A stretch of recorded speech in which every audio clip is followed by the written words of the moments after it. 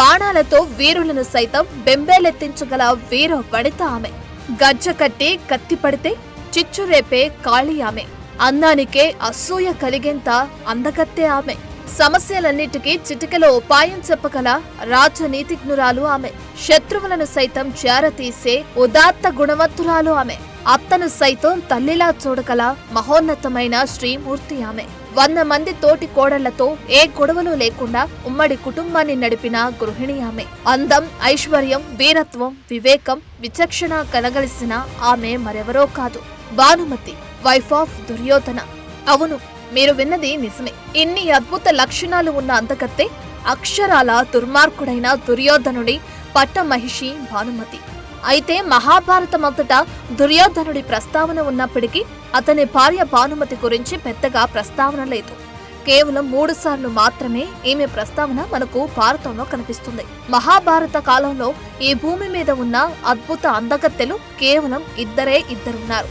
వారిలో ఒకరు ద్రౌపది కాగా రెండవ వ్యక్తి భానుమతి. ఇద్దరు అందంలో ఒకరిని మించి ఒకరు అన్నట్లుగా ఉంటారు. అలాంటి భానుమతి గురించి ఇప్పుడు తెలుసుకుందాం. భానుమతి కాంభోజ రాజు చిత్రాంగద రాణి చంద్రముఖుల కుమార్తె. రాజు చిత్రాంగదుడు ద్రోణాచార్యుని మిత్రుడు కూడా. అయితే కొంతమంది ఈమె కాశీరాజు కుమార్తె అని, రాజు సుశర్మలకు చెల్లెలని కొన్ని చోట్ల ప్రస్తావించారు. ఇంకొంతమంది ఈమె ప్రాజ్ఞోత్తిష్య రాజు భగదత్తుని కుమార్తె అని కూడా చెప్పారు. మరికొంతమంది ఈమె శల్యుడి కుమార్తె అని.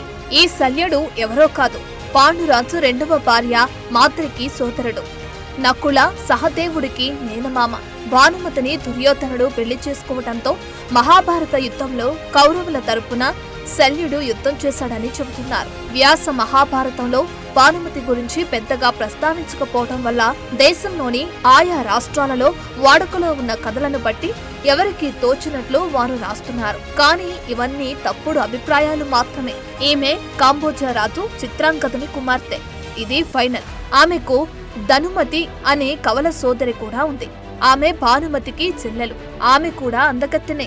ఇక మన కథానాయికి భానుమతి గురించి చూస్తే, భానుమతి కాంబోజ రాజ్యంలో యువరాణిగా అన్ని యుద్ధ విద్యలు నేర్చుకుంది. ఆమె తండ్రి చిత్రాంగదుడు భానుమతిని ఆడపిల్ల అని తక్కువ చేయకుండా కత్తి పట్టడం దగ్గర నుంచి విల్లుతో అస్త్రశస్త్రాలను ప్రయోగించడం వరకు నేర్పించాడు. భానుమతి కూడా అబ్బాయిలకు తానేమీ తీసుకోనని విల్లుతో బాణాలను అద్భుతంగా సంధించేది. గురువులు సైతం ఆమె యుద్ధ కళకు ఆశ్చర్యపోయేవారు. కత్తి పట్టిందంటే తన తోటి మగ విద్యార్థులు కూడా భానుమతి ఒడుపు, వేగాన్ని చూసి తనతో ఫైట్ చేయాలంటే భయపడేవారు. కేవలం యుద్ధ విద్యలే కాకుండా నాట్యం కూడా అద్భుతంగా చేయగలదు. గజ్జ కట్టి నాట్యం చేస్తుందంటే ఆ నటరాజ స్వామి సైతం చూస్తూ ఉండాల్సిందే. అనేక వేదాలు, ఉపనిషత్తులు చదివింది. తమ రాజ్యంలో పేదవారిని ఒక యువరాణిలా కాక వారి బిడ్డలా ఆదుకునేది. ఎవరికి ఏ కష్టం వచ్చినా నేనున్నానంటూ సహాయం చేసేది. రాజ దర్బార్లో తన మంత్రులు సైతం పరిష్కరించలేని ఎన్నో సమస్యలను భానుమతి సులువుగా పరిష్కరించేది. ఆమె తండ్రితో పాటు మంత్రులు, సామంతులు, రాజ్య ప్రజలు కూడా భానుమతి తెలివితేటలను ఎంతగానో మెచ్చుకునేవారు. భానుమతి గురించి ఒక్క మాటలో చెప్పాలంటే, మన తెలుగు సినిమా అరుంధతిలో అనుష్కల అంతకు మించి ధైర్య సాహసాలు, మానవత్వం ప్రదర్శించేది. మనకు కాకతీయ యువరాణి రుద్రమదేవి గురించి తెలుసు కదా. భానుమతి కూడా అలాగే యుద్ధం చేయగల ధీర వనిత. దేవతలు సైతం అసూయపడే అందం ఉన్న, అహంకారం లేకుండా అనుకువగా ఉండేది.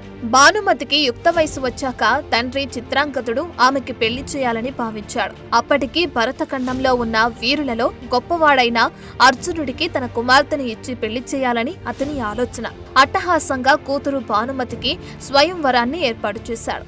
ఆ స్వయంవరానికి అర్జునుడు తప్పక వస్తాడని, తన కూతురుని చేపడతాడని చిత్రాంగదుడు ఆశపడ్డాడు.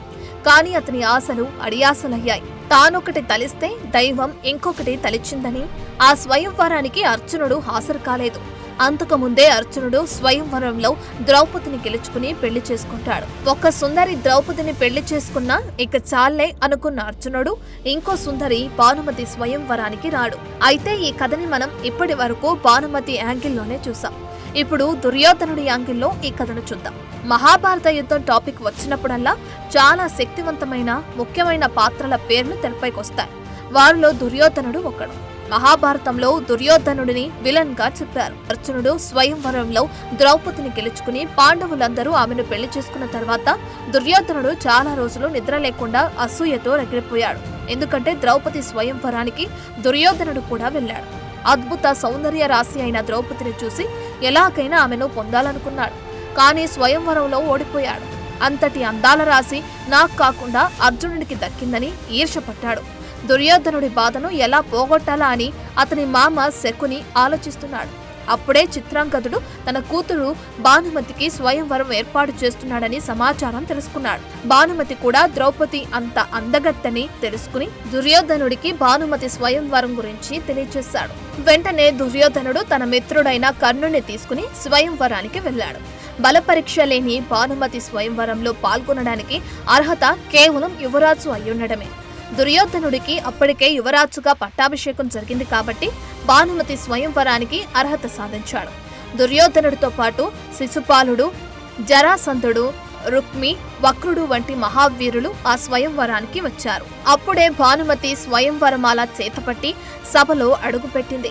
అద్భుత సౌందర్య రాశి భానుమతిని దుర్యోధనుడు అలాగే చూస్తూ నోట మాట రాకుండా ఉండిపోయాడు. భానుమతి స్వయంవరానికి వచ్చిన యువరాజులు ఒక్కొక్కరి గురించి తెలుసుకుంటూ ముందుకు సాగుతుంది. అప్పుడే ఆమె కళ్ళు దూరంగా నిలబడి ఉన్న కర్ణుని మీద పడ్డాయి. సహజ కవచ కుండలాలతో సూర్య తేజస్సుతో వెలిగిపోతున్న కర్ణునిపై మనసు పారేసుకుని వరమాల కర్ణుని మెడలో వేసి మనువాడాలని ముందుకు సాగింది. అక్కడే ఉన్న దుర్యోధనుడి గురించిన వివరాలు మంత్రి చెబుతున్నా వినకుండా కనీసం దుర్యోధనుడి వైపు కూడా చూడకుండా ముందుకు సాగుతుంది. భానుమతి కనీసం తనను చూడకపోవటం అవమానంగా భావించిన దుర్యోధనుడు ఎంత అందగత్తే తనకు దక్కకుండా పోతుందేమోనని భయపడ్డాడు. వెంటనే ముందుకు నడిచి భానుమతి చేతులోని వరమాలను బలవంతంగా తీసుకుని మెడలో వేసుకున్నాడు. భానుమతిని చేతులతో ఎత్తుకుని సభ నుండి బయటకు నడుస్తాడు. దుర్యోధనుడి ఈ చర్యతో ఆశ్చర్యపోయిన భానుమతి ఎవరా ఇతను అని అప్పుడు మొదటిసారి దుర్యోధనుని చూసింది. అప్పుడు అక్కడే సభలో ఉన్న శిశుపాలుడు, జరాసంధుడు, రుక్మి, వక్రుడు లాంటి వీరులందరూ దుర్యోధనుడిపై కత్తి దూశారు. తన స్నేహితుడిని చంపడానికి వస్తున్న శిశుపాలుడు, జరాసంధుడి లాంటి యోధులతో యుద్ధానికి దిగుతాడు కర్ణుడు.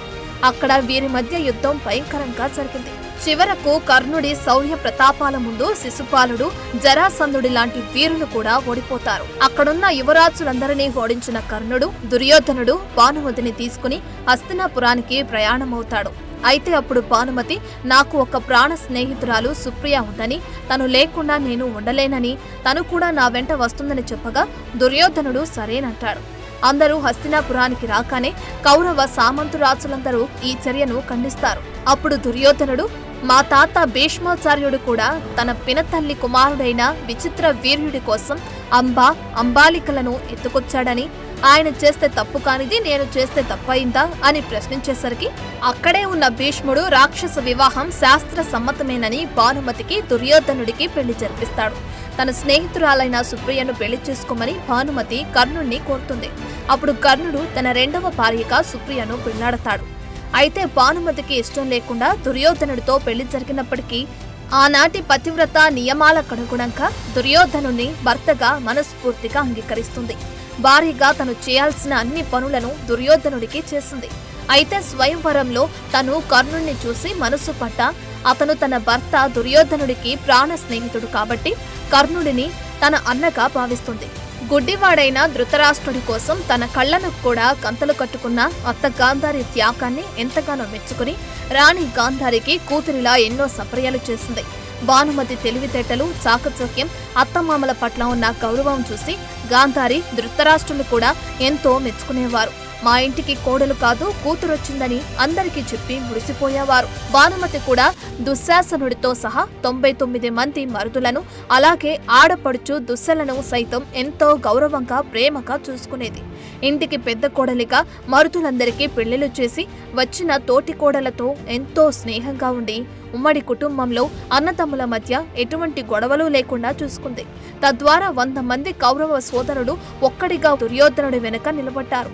దుర్యోధనుడు చెప్పాడని పాండవులతో యుద్ధం చేశారు. అయితే ఇక్కడ భానుమతికి కృష్ణుడికి మధ్య ఉన్న సంబంధం గురించి కథ ఒకటి చెప్పాలి. ఒకసారి కృష్ణుడు హస్తినాపురంలో అతిథిగా కొన్నాళ్ళుంటాడు.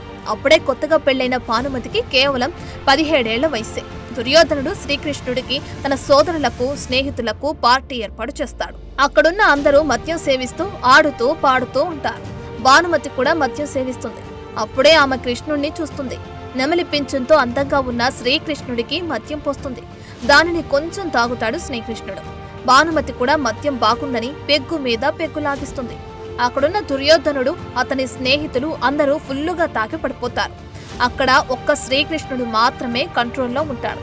తాగిన మత్తులో ఉన్న భానుమతి తనేం చేస్తుందో కూడా తెలియని స్థితిలో వయస్సు చేసే అల్లరి తట్టుకోలేక అందగాడైన శ్రీకృష్ణుణ్ణి మోహిస్తుంది. అతని చేతుల్లో వాలిపోయి తనను ఏదో ఒకటి చేయమని కోరుతుంది. అసలే అద్భుతమైన అందగత్తైన భానుమతిని వేరే ఎవరన్నా అయితే ఆమె మానాన్ని దోచుకునేవారు.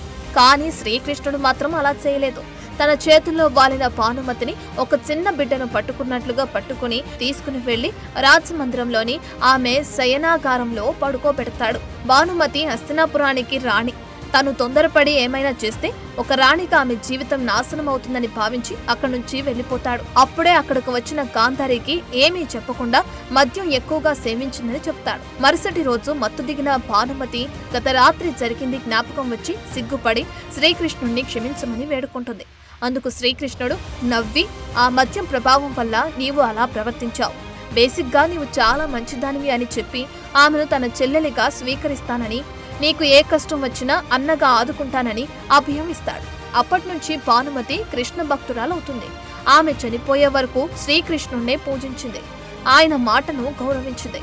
అలాగే భానుమతికి కర్ణుడికి మధ్య ఉన్న సంబంధం గురించి కూడా ఇంకో కథ ప్రచారంలో ఉంది.